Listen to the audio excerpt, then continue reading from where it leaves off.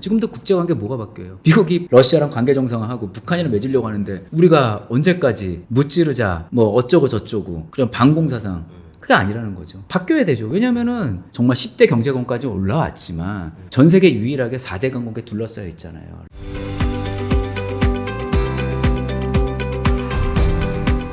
그래서 제가 밸류에이션을 좀 말씀을 좀 드리면 이겁니다. 지금 사실 기계는 PBR이 3.5배인데 이거는 이제 방산까지 들어갔기 때문에 3.5배고요. 지금 보시면은 통신 빼놓고 나머지 화학, 운송, 유통, 금속 이게 다 전통 제조업주입니다. 그쵸. 왜 우리나라가 지금 경제가 잠재 성장률이 낮고 좀 성장률이 안 나오는 게 뭐냐면 AI 갖고 안 되죠. 그거 갖고는. 반도체는 좀 이런 말하면 고용 유발 지수가 전통 제조업보다 낮습니다. 그러니까 반도체는 되게 중요하죠. 근데 우리의 고용, 일자리가 창출이 많이 되는 거는 반도체보다는 전통 제조업인데 이 전통 제조업이 왜 안 좋을까요? 성장이 더 한계에 부딪히는 거죠. 그렇죠. 근데 핵심 뭐냐? 중국 때문이에요. 중국 제조업과 경쟁이 되는데 우리가 중국 제조업과 경쟁돼가지고 어떻게 되게 이 제조업체 예전에 여기 있는 업종들이요. 20년 전에 2007년도에 우리나라가 주가지수 1000 갈 때 포스코가 75만 원 했어요. 이 당시는 이들 종목들이 주도했었죠. 그때는 뭐냐면 중국이 WTO에 가입해서 엄청나게 경쟁하니까 그 당시엔 중국의 제조업 경쟁이 약했기 때문에 우리나라가 수혜를 받는데 이제는 제조업이 중국이 우리보다 앞서 있다면 앞서 있지 못하지 않지 않습니까? 그래서 중국 피해주들이에요. 만약에 미국과 북한이 외교관계 정상화하고 미러 관계가 복원이 되면 여기 있는 종목들이 살아나는 거죠. 그러면 얘네들이 PBR이 1배가 돼야 주가지수가 안정적으로 5천이 가요. 예. 지금 인공지능 갖고 저는 IT 애널리스트이기 때문에 저 인공지능 너무 좋아해요. 근데 그거가 요즘 보시면 아시잖아요. 자꾸 버블 논란이 나오는데 진실은 나중에 밝혀지겠지만 중요한 건 만약에 반도체로 지금 해가지고 5천이 가도 그게 언젠간 사상 누각이 될 수가 있는 거예요. 왜냐하면 바로 또 빠질 수가. 그럼 인공지능 갖고 주가가 쫙 올라가면 그 다음에 다른 섹터가 안 받쳐주면은 우리나라 장은 다시 또 무너지는 건데 얘네들이 살아나야지 PBR이 그러니까 우리나라 지수가 5천이 갈 수 있을 거로 보고 있고요. 그래서 제가 러우 전쟁이 끝나면 그리고 미국과 북한이 수교가 되면 7개 섹터를 제가 좀 말씀드릴 수 있을 것 같아요. 그래서 러우 전쟁이 끝나면은 차화 전철이라고 해서 자동차, 화학, 전력, 철강을 보고 있어요.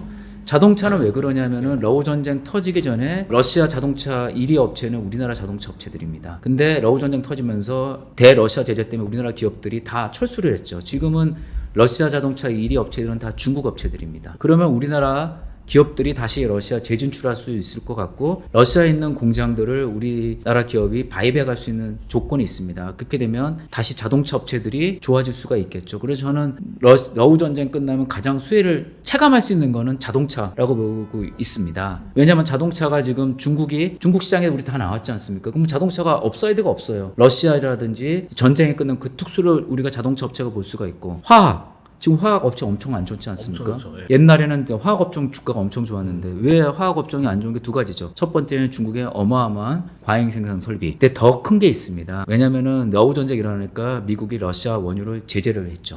그래서 우리나라는 WTI를 우리가 100을 사온다면 러시아 원유가 중국과 인도에 30% 싸게 줬어요. 그러면 지금 55불에 WTI면은 중국과 인도는 40불에 갖고 오는 거죠. 러시아 원유를. 그럼 우리는 화학업체들이 엎친 데 덮친 격으로 원가 경쟁까지 안 되는 거예요. 그래서 여수 단지, 울산지 불 꺼져 있고 좀 난리잖아요. 화학업체 구조조정한다고. 핵심은 중국의 과잉 생산 설비가 저가 볼 때는 오지만 나머지 오는 뭐냐. 중국 화학업체들이 원유를 싸게 사니까 거기에 가격을 거의 덤핑을 치고 있는 거죠. 그러면 이제 러우 전쟁 끝나면 유가가 중국과 인도가 싸게 사지 못하지 않겠습니까? 그러면 화학업종은 이것만으로도 여기서 더 나빠질 수 없다는 거예요. 더 개선될 룸이 있는 거죠. 그리고 저는 전력입니다. 그러니까 전력은 AI 때문에 엄청나게 좋고 원자력도 좋은데 이거는 또 남북 경제 협력이 되면 북한이 가장 부족한 게 전력이잖아요. 그러니까 전력은 여전히 AI뿐만 아니고 남북 경제 협력, 러시아 협력도 좋아지고 철강은 왜 철강일 거에 얘기가 나오지만 북한의 인프라가 지금 북한이 철강이 바로 단시간에 개선이 안 되지 않습니까? 왜 철강이 중요하냐면 우리나라가 경제 개발을 할 때를 여러분 잘 보시면 박정희 대통령이 65년도에 일본과 관계 정상하면서 우리가 일본한테 5억 달러 유무상 차관을 받았습니다. 그 돈 갖고 뭐 했죠? 경부고속도로, 포항 개철을 했죠. 그리고 고리 원자력 발전 이 세 개가 3개 축이 우리나라 경제를 여기까지 끌고 왔는데 북한도 똑같을 거라는 거죠. 그러면은 철강 수요가 뭐 철근도 좋아질 거고 또 철강에 여러분 모르시는 게 뭐냐면 마스가가 되게 되면 후판 쪽도 좋아질 거예요. 그런데 이 수요만 없어야 되는 게 원가 쪽은 뭐냐면 우리가 지금 철강이라든지 그 유연탄을 다 호주라든지 브라질에 사오고 있어요. 러시아 유연탄 사오면 되고요. 북한의 철강을 갖고 되면은 원가 절감 효과가 있을 수 있죠. 그리고 공급처를 다변화를 해야 우리나라 철강 업체들이 원재료 사올 때 우리가 가격 협상력을 가질 수가 있다는 거죠. 그래서 철강이 좋아지는 게 아마 러우 전쟁 끝나면 바로 수혜를 볼 거라 보고 있고요. 건상위는 뭐냐면 당연히 건설 장비. 북한이 인프라 개발을 해야 되는 거니까. 그리고 상사는 뭐냐면은 상사는 우리나라가 자원 개발을 하고 있어요. 이쪽이 북한이 사람들이 뭐 철강석이랑 석탄만 많다고 생각하지만 세계적인 시토류 보유 국가입니다. 그리고 시토류 품위는 세계에서 제일 좋습니다. 그래서 시토류뿐만 아니고 앞으로 차량 경량화라든지 그 다음에 그 첨단 무기에 들어가는 게 뭐냐면 마그네사이트예요. 그래서 독일 자동차 업체들이 가장 관심 가졌던 게 북한의 마그네사이트에서 단천에 있는. 그래가지고 이 상사가 우리 자원 개발할 수 있고 누가 관심 많겠어요? 미국이 가장 관심 많은 게 북한의 자원일 가능성이 크다는 거죠. 어차피 북한의 인프라라든지 투자는 남한이랑 미국이 자기 나라 제조업도 없는데 북한 제조업을 누가 리빌딩을 시키겠어요. 일본이랑 한국인 거죠. 그래서 일본도 경제 업사이드에 북한을 보고 있는 거죠. 그리고 김정은 입장에서는 남한한테만 주기에는 자기가 또 균형을 못 잡잖아요. 균형 잡기 위해서는 남한과 북한 일본 기업이 같이 오는 게 김정은 입장에서는 좋은 거죠. 그래서 이 상사가 좋고 의류는 심플하죠. 이제 우리나라 나이키나 언더아머 뭐 이런 옷들이 베트남에서 북한 생산되면 가격이 또 다운시킬 수가 있는 거죠. 그래서 요즘 재밌는 게 1달러 샵이라고 미국에 있는 그 업체가 주가가 굉장히 좋았다고 하더라고요. 예. 어디서 갖고 오겠어요? 1달러를. 북한밖에 없어요. 그래서 다이소, 한국에 이제 다이소 같은 게 미국에. 미국도 지금 미국이 인플레이션 때문에 지금 엄청 거미국 중산층이 고통받고 있는데 북한이 다는 아니지만 그래도 이제 베트남 계속 지금 인건비가 올라가고 있거든요. 당연히 뭐 요즘 베트남 보면 거의 베트남 진짜 정말 헐벗고 못 살았는데 베트남을 저렇게 부자로 만든 것 중에 하나가 대한민국이에요. 베트남 최대 투자처가 한국이거든요. 투자한 금액만 100조가 넘게 들어갔어요, 지난. 5천, 6천은 뭐 내년에 우리 대표님처럼 5천에서 뭐 외국계 증권사 6천까지 밴드가 나와요. 왜냐하면 일벌의 PBR 1.8배를 적용하면은 5천에서 6천 밴드는 나옵니다. 근데 저는 만약에 북미 관계가 개선이 되고 남북 관계가 새롭게 열리게 되면 저는 2035년에서 40년 되면 우리나라 GDP가 영국을 제끼고 세계 6위도 될 수 있는 잠재력이 있고요. 가능성이 있어요. 우리가 그쵸? 성장률이 예. 없으니까. 그러고 6위에 이제 그 경제 대국이 될 수 있고, 그러면 코스피는 2035년도 넘어가면 만도 넘어갈 수 있다. 그럼 또 저보고 너 말이 돼? 근데 가능하죠. 왜냐면은 우리나라가 장부 가치가 대략 3,200 정도 되니까 매년 ROE 8%를 복리로 10년을 더해보면 우리나라 장부 가치가 5,500에서 6,000 정도 나오니까 그당 2035년도 PBR 1.8배를 적용하면 만 이상 나오죠. 근데 만이란 전제 조건 심플하면 우리가 성장이 열려야 되고 북미 관계가 개선해서 평양에 미국 대사관이 들어가면 우리 장이 우리 생각보다 훨씬 더 크게 움직일 수 있다라고 지금 보고 있습니다. 그렇게 되면 이제 남한, 북한이 어쨌든 산업이 합쳐지면서 미국 입장에서는 대체제가 되는 거네요. 그렇죠. 그러니까 미국 입장에서는 지금 자기 나라 제조업도 부활도 하면서 쉽게 말하면 그렇다고 해서 미국에서 옷을 만들 수 있겠어요? 그런 거는 북한이 만들고 남한은 또 전자제품 만들 수 있고 그 남한의 전자제품을 북한에서 만들 수도 있지 않겠어요? 지금 우리가 인건비가 비싸니까. 그리고 제일 중요한 건 뭐냐면 이거는 우리 기성세대들이 반성을 해야 될 게 어쨌든 지난 10년간 부동산 가격이 폭등하면서 지금 출생아가 0.7명입니다. 세계에서 가장 낮습니다. 일론 머스크가 한국에 소멸되는 얘기 나오지 않습니까? 제가 봤을 때는 지금 심각한 문제죠. 0.7명이면 북한의 출산율이 1.6배입니다. 북한의 출생아 수가 남한보다 많아요. 그러면 북한은 군대 복무기간이 10년입니다. 근데 전쟁은 제가 이렇게 쭉 보면은 역시 군인 숫자입니다. 군인 숫자가 담보 안 된 첨단 무기로는 절대 적을 이길 수가 없어요. 그러면 지금 이 상태로 북한이랑 가면 우리나라 현재 인구 구조는 우리는 지금 모르고 있어요. 앞으로 2037년 정도 되잖아요. 인구가 우리가 1명이 깨진 게 언제냐면 2018년도에 한 명이 깨졌어요. 집값 폭등 때문에. 그런데 그러면 2038년 되면은 그때는 군대 갈 인력이 없어요. 심각한 거예요. 지금 10년만 지나면 우리가 어떻게 바뀔지 아무도 모르는데 결국은 이 문제를 해결하는 방법은 부울경 경제. 아까 우리나라 전통 제조업은 다 부울경에 있습니다. 부산이 지금처럼 죽은 도시가 되는 게 아니라 북극 항로가 열릴 겁니다. 미국과 러시아가 원하기 때문에. 그럼 부산 경제나 울산 경제나 포항 경제가 살아나서 우리나라가 수도권 중심에서 부울경이 새로운 축이 되고 이렇게 되면 한국 경제가 균형 잡히게 되면 집값도 안정화되는 거죠. 물론 저는 집값 안정 최고의 핵심은 공급 확대라고 보고 있습니다. 공공 물량이 아니라 민간 누구도 공공임대 살고 싶지 않지 않습니까? 우리 작가님도 대표님도 그렇지 않습니까? 네, 그렇죠. 그게 핵심이지만 더 중요한 건 뭐냐면 경제가 균형 발전이 되는 거죠. 근데 이 과거에는 인위적으로 국토 균형 발전을 얘기했는데 그래서는 안 되는 거죠. 결국 기업들이 가야 되는 거죠.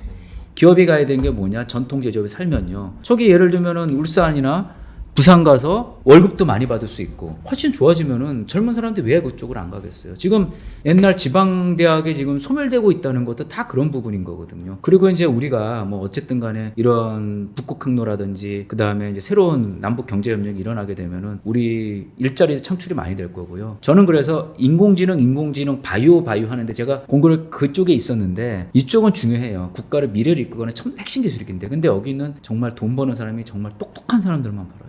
일반 대중 99%의 대중은 여기랑 괴리가 돼 있죠. 그래서 제조업이 살아야 우리나라 중산층이 사는 거죠. 그게 누가 보여주고 있냐? 미국이 보여주고 있는 거죠. 미국이 정말 제가 봤을 때 미국이 2000년에 가장 큰 실수를 한 게 지금 나오죠. 중국을 WTO에 가입한 게 실수가 아니에요. 그러면서 중국한테 제조업을 넘기면서 미국이 제조업을 중국에 넘기고 뭘 했죠? 서비스랑 빅텍이랑 금융만 했어요. 그러다 보니까 뉴욕 에 있는 월가, 샌프란시스코 빅텍 여기만 살고 미국의 중산층 완전히 붕괴가 됐어요. 그래서 미국의 진위 계수를 보면 심각하죠. 그래서 전통 제조업과 관련된 대통령이 누구냐? 트럼프 대통령이죠. 그 부분은 부동산을 했기 때문에. 그래서 미국 중산층의 지지를 받아가지고 트럼프 대통령이 됐죠. 지금은 또 관세 때문에 지지율이 확 떨어졌지만은. 근데 저는 그런 거죠. 트럼프 대통령의 기본적인 뭐냐? 미국 중산층 살리기가 그게 아메리칸 퍼스트라고 보는 거죠. 사람들이 그냥 뭐 힘센 사람 나오고 미국 백인들이 그 사람들이 뭐냐면 그 러스트벨트에서 그 고등학교만 나와가지고 제조업을 하고 그 다음에 자기 집을 갖고 했는데 그 제조업이 다 어디로 갔어요? 중국. 그 다음에 아시아로 넘어갔지 않습니까? 저도 공부를 했지만 ROIC, 순이익률. ROIC라고 그래, 미국은요, 보통. 그러니까 투자를 안 하는 거야. 투자 조금 해가지고 이익 많이. 그 누가 돈 벌었겠어요? 미국의 월가가 돈 벌었는데 그 월가가 또 모든을 알렸죠. 2008년도 금융위기로 또 다 날렸어요. 그래서 금융이 완전히 메인이 되는 나라는 결국 국가가 무너진다. 그 대표적인 게 누구냐? 영국입니다. 아까 제가 왜 영국을 얘기했냐면 저는 대영제국 시대는 이제 진짜 어려워졌다. 우리가 대영제국에 갖고 있는 거를 한국 갖고 올 수 있는 기회가 왔다는 거죠. 그래서 제조업이 없는 그 나라는 궁극적으로는 망한다.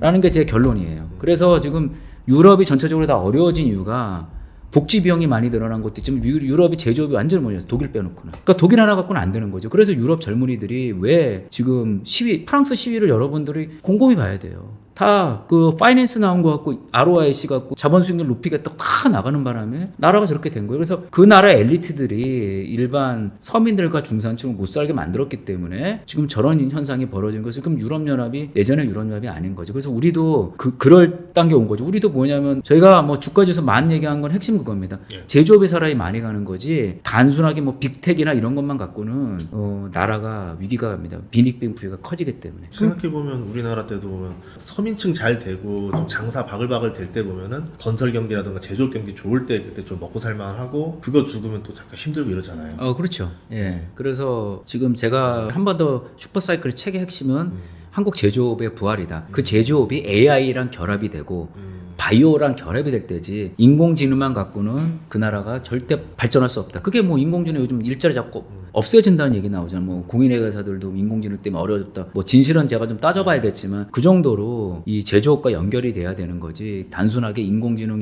저도 뭐 주가지수 가면 좋죠. 주식 좋죠. 근데 그런 것만 가고는 국가가 장기적으로는 어려움에 처할 수밖에 없다라는 게 이제 미국 케이스고 그래서 트럼프 대통령이 나타난 거죠. 그분은 기성 정치인이 아니죠. 미국의 보수 진보가 다 미국 국민들이 요구하는 거를 받아주지 않았기 때문에 트럼프 대통령이 나왔고 트럼프 대통령이 안 하는 게 세 가지예요. 담배 안 피고요. 그다음 술 안 먹고 마약 안 해요. 그리고 이민자 막자는 그러니까 이민자가 핵심이라는 것도 있지만 핵심은 마약이거든 미국이. 그래서 왜 미국 중산층들이 저렇게 트럼프 대통령에 대해서 좀 문제 이슈가 많지만 그 지지하는 이유가 다 그런 분이라고 보시면 됩니다. 그러면 트럼프 대통령이 마약을 싫어하니까 북한 같은 경우는 그럼 북한 마약은 손 다 떼는 대신에 북한한테 경제적으로 이익을 주는 걸 제안하면서 서로 개발을 해가지고 돈을 같이 벌고 이쪽에서 이익을 넣는다 이렇게 볼 수 있고. 그렇죠. 지금도 좀 제가 안타까운 게 뭐냐면 북한이 약이 없기 때문에 아프면은 마약을 하는 사람들이 꽤 많다고 합니다. 지금 우리가 북한에 대해서 그 분리를 해야 돼요. 그리고 또 지금 현실 권력을 인정하지 않은 채 그냥 모든 2,500만, 2,600만의 북한 주민을 나쁘게 봐봤자 여러분 다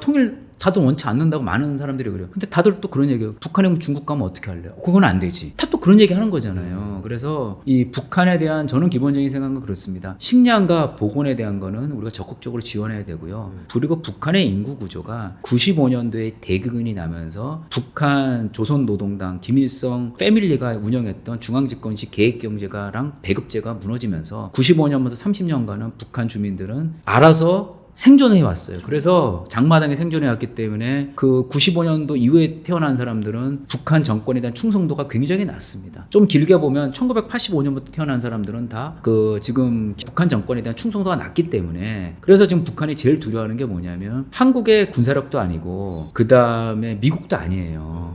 한국의 드라마랑 영화랑 이겁니다. 이미 다 퍼져 있기 때문에 김정은이 뭘 했냐면 2022년도에 하도 북한의 젊은 세대들이 한국 드라마나 음악을 들으니까 공개처한 게 그게 법을 만들었어요. 반동사상 문화배격부로.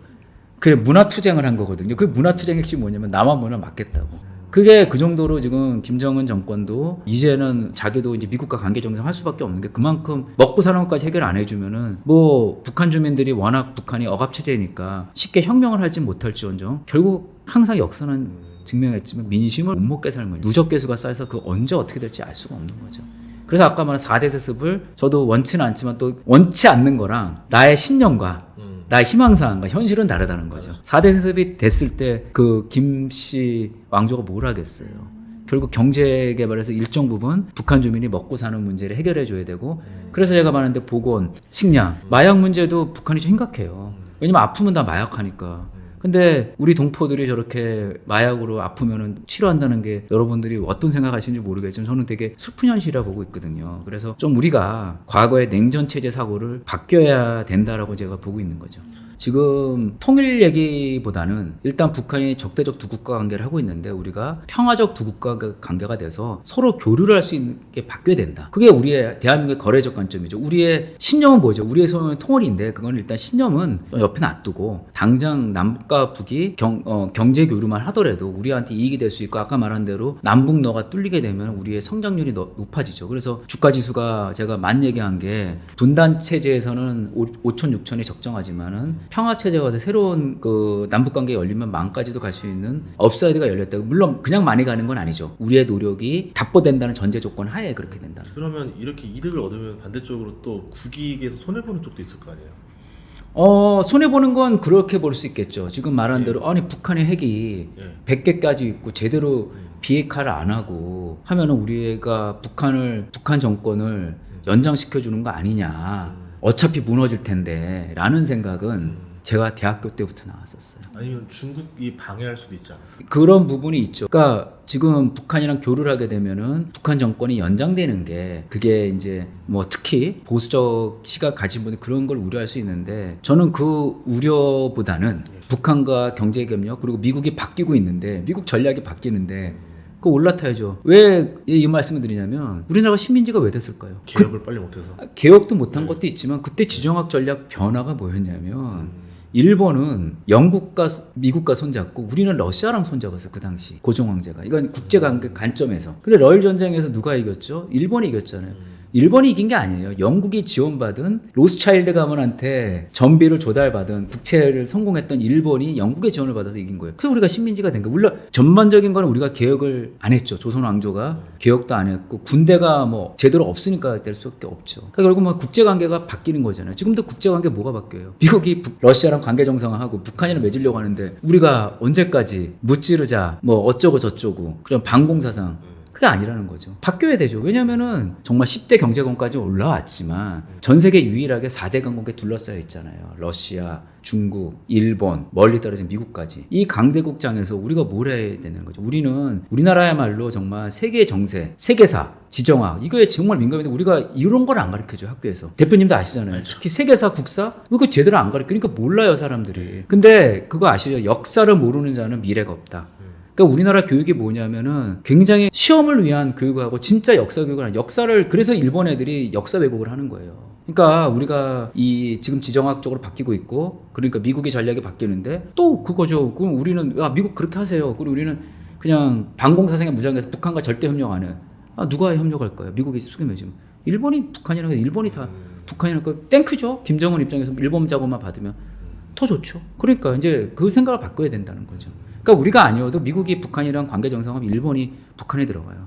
그러면 또 북한이 누구 영향력에 가겠어요? 일본과 중국의 영향력 가죠. 그걸 원하시는지, 그거 원하시면은 그냥 방공하시면 되죠. 거기에 빨리 한국의 영향력을 빨리 씌워야 된다. 그렇죠. 그러니까 최소한 우리가 거기에서 균형자 역할을 들어가죠. 그러니까 북한이 어떻게 정권이 레짐 체인지가 일어나는 거는 우리가 인위적으로 할 필요가 없이 그거는 우리의 역할이 아니라 그 더 큰 세계적 흐름에 연관되어 있는 거. 우리가 할 거는 뭐냐면 이 미국의 지정학 전략 변화에 빨리 편승을 해서 여기에 맞춰가지고 우리가 국가 이익을 극대화하는 게 그게 이제 실용적인 거죠. 그러니까 조선이 망한 게 신념의 외교를 한 거예요. 조선은 중국이 그 아편 전쟁에서 망가졌는데도 불구하고 끝까지 청나라만 믿다가 우리가 그거 됐잖아요. 그게 신념의 외교고요. 제가 말한 건 실용 외교인 거죠. 이렇게 듣고 나니까 왜 코스피가 만 갈 수 있는지 이해되셨을 겁니다. 예, 그래서 저희도 어느 정도 이해가 잘 될 것 같고, 네, 오늘 너무 고맙습니다. 예. 예.